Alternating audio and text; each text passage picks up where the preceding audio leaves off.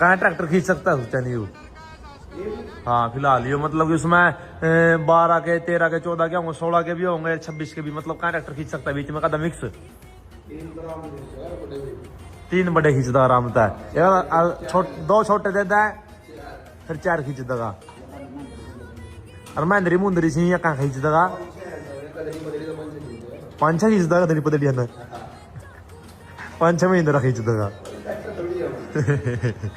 करके दहा फिर कोई झटका कुआं कमेंट करियो भाई 5-6 ट्रैक्टर खींच के दिखाओ कितना खींच के